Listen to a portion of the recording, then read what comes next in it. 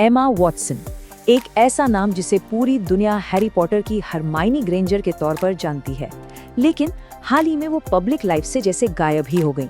तो हुआ क्या? हाल ही में एक बहुत ही पर्सनल बातचीत में उन्होंने अपनी इस चुप्पी के पीछे की सच्चाई बताई है। तो चलिए समझते हैं कि इस खामोशी के पीछे की असल कहानी क्या है। जानते हैं एमा वॉटसन की इस अनकही कहानी को। ये सिर्फ एक कोट नहीं है, ये एक बहुत ही पावरफुल कबूलनामा है। सोचिए, एक तरफ उनकी इतनी चमचमाती पब्लिक इमेज और दूसरी तरफ उनका निजी दर्द। ये कोट इन दोनों के बीच की एक बहुत गहरी खाई को दिखाता है, और ये एक ऐसी सच्चाई थी जिसे मानना उनके लिए सबसे मुश्किल कामों में से एक था। और ये सिर्फ कोई दिमागी ख्याल नहीं था।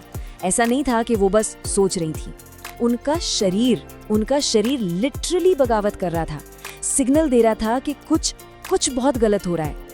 ये एक ऐसी लड़ाई थी जो बाहर से किसी को भी नजर नहीं आ रही थी।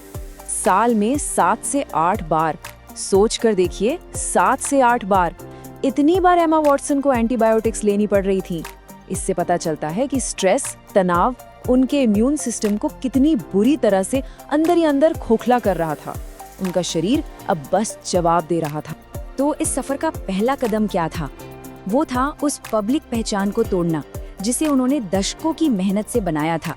ये बिल्कुल एक मुखौटा उतारने जैसा था, एक ऐसा मुखौटा जिसे पहने पहने वो शायद खुद को ही भूल चुकी थी।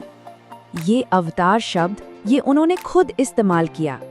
ये अवतार वो परफेक्ट एमा वॉटसन थी जिसे दुनिया देखना चाहती थी, जिसे मीडिया ने बनाया था।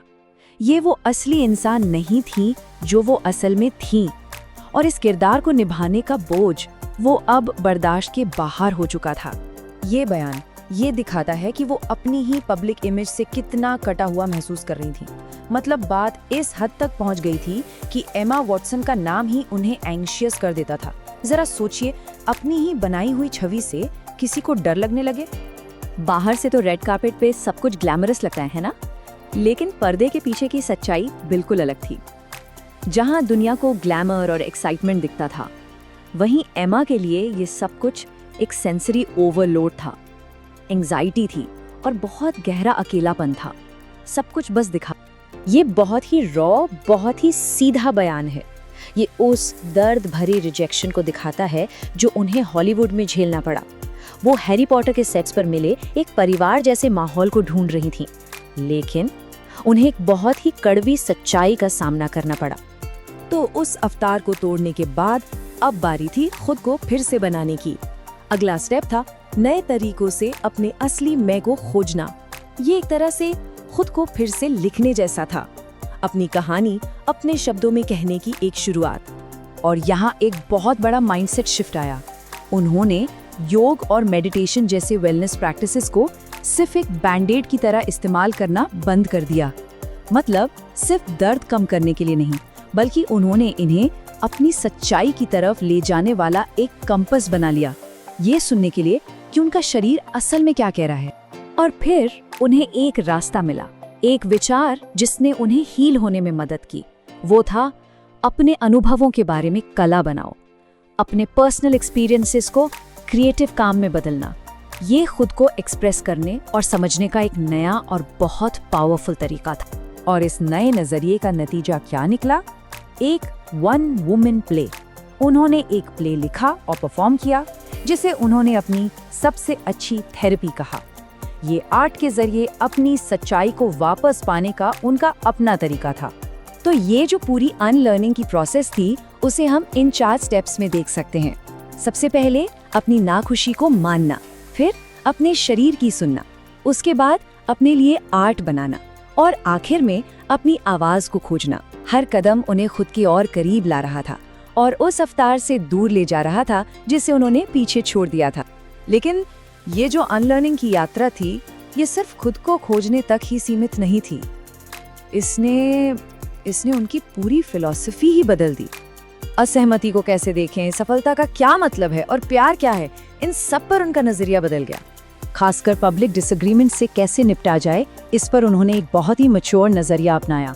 उन्होंने एक ही समय में 2 विरोधी सच्चाइयों को एक साथ मानना सीखा, खास तौर पर जेके राउलिंग जैसे लोगों के साथ अपने कॉम्प्लेक्स रिश्तों को लेकर। उन्होंने ये महसूस किया कि दुनिया हमेशा ब्लैक एंड व्हाइट नहीं होती। उनका मानना था, और ये बहुत गहरी बात है, कि वो ये कभी नहीं मानेंगी कि एक चीज़ दूसरी को ख़त्म कर देती है। मतलब अगर किसी व्यक्ति के साथ बाद में मतभेद हो भी जाएं, तो इसका मतलब ये नहीं कि उसके साथ जो अच्छे अनुभव रहे हैं उन्हें संजोकर नहीं रखा जा सकता। और वो उम्मीद करती हैं कि जो लोग उनकी राय से सहमत नहीं हैं, वो भी उनसे प्यार करेंगे, और वो खुद भी उन लोगों से प्यार करना जारी रख सकती हैं जिनसे उनकी राय नहीं मिलती।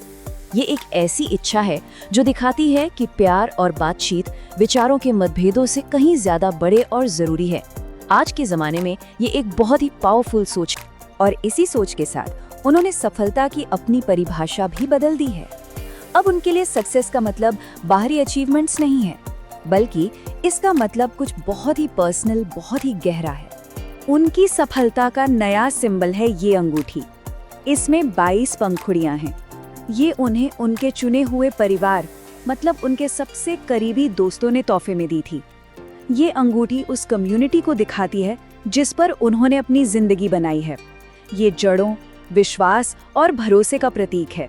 ये एक बाहरी नहीं बल्कि एक अंदरूनी उपलब्धि है। उनके लिए सच्ची सफलता अवार्ड्स या ऑस्कर नहीं, बल्कि वो लोग हैं, वो कम्युनिटी है जिसे उन्होंने अपने आसपास बनाया है, और यही उनके लिए सबसे कीमती है। तो आखिर में एमा वॉटसन की ये पूरी यात्रा खुद के उन हिस्सों को फिर से जोड़ने के बारे में थी जिन्हें उन्होंने कहीं पीछे छोड़ दिया था। और ये एक सवाल हम सब के लिए छोड़ जाती है। हम सब अपनी जिंदगी में कई किरदार निभाते हैं ना, और इस भाग दौड़ में कभी कभी अपने कुछ हिस्सों को पीछे छोड़ देते हैं। तो सवाल ये है कि किसी की अपनी कहानी के कौन से हिस्से हैं जो फिर से खोजे जाने का इंतजार कर रहे हैं।